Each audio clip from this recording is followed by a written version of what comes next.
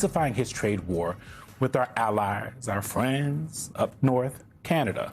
As Americans continue to grapple with the ongoing affordability crisis, Trump's policies are again threatening to drive the prices we pay even higher. Trump, who loves to talk about Canada becoming a U.S. state, posted that Canada wanted, quote, the benefits of being a state without being one. They have also charged our great farmers for many years massive amounts of tariffs. No more. Comes after Canada said Saturday it would match dollar for dollar Trump's new 50% tariffs that went into effect after trade talks fell apart on Friday. Canada's Prime Minister Mark Carney said his country had been, quote, attacked by the new American tariffs. In recent days, the United States proposed new terms that were uneconomic, unfair, and undermined the net benefits for Canada and called into question the reliability of any deal. In short, they asked too much and they offered too little. You're at war when you get attacked. We got attacked. Falling deeper into a trade war would hit you at home hard, passing on higher prices to consumers already frustrated by higher costs from President Trump's war with Iran.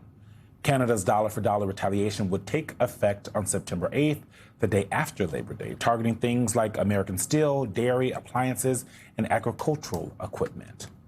Joining us now is Congressman Brendan Boyle of Pennsylvania, the ranking Democrat on the House Budget Committee. Congressman, thank you so much for joining us. I want to read out to people what might be impacted by the Canadian products impacted by U.S. tariffs, because folks may not know what we even share with each other. Wood products, there's 36 kinds of plywood, beer, wine, and spirits, dairy products, clothing and textiles and jewelry, and even more specific items. I'm not even going to try to read the first word on there because I don't know what that is. The next are capes, cloaks, tracksuits, national flags, wigs, all right, drag queens are going to be very upset, false beards and eyebrows, ice and field hockey equipment. These are all specific items that would be impacted.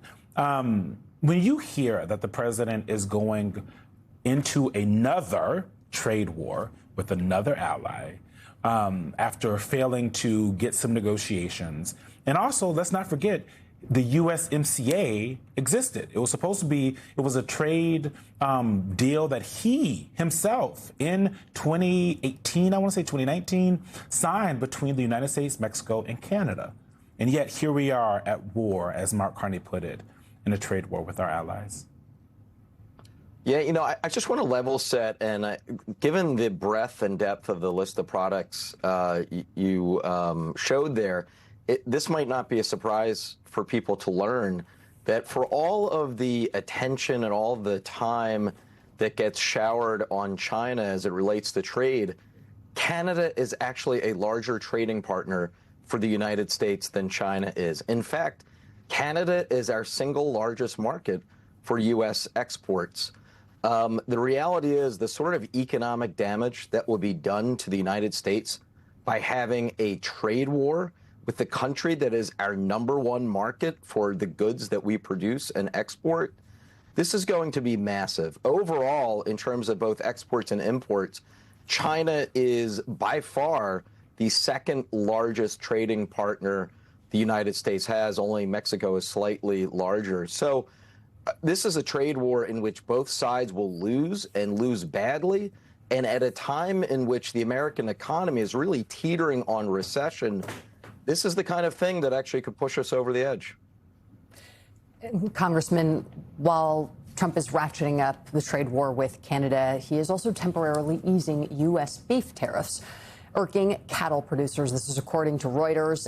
Trump is going to sign an executive order that will expand the amount of ground beef that can enter the U.S. with lower import tariffs, and it'll be in effect for 90 days. This move has incurred criticism from the Republican Party. Two senators, Senator Deb Fischer from Nebraska and Senator Tim Sheehy of Montana. Deb Fischer said on Friday that we all want lower grocery prices, but as I've said for months, we cannot do it at the expense of American producers. Flooding the market with foreign beef hurts our livestock industry and undermines the long-term solution, growing the U.S. cattle herd to meet demand. Is easing beef tariffs something that Democrats support? And If not, what are the ways in which Democrats feel that you can all immediately lower grocery store prices for Americans right now?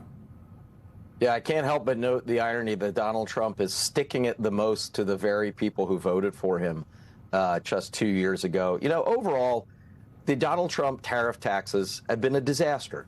When you take them, not just on beef, but in aggregate, these are the largest tariffs that we have faced in almost a century. The last time tariffs were this large, of course, was the Great Depression.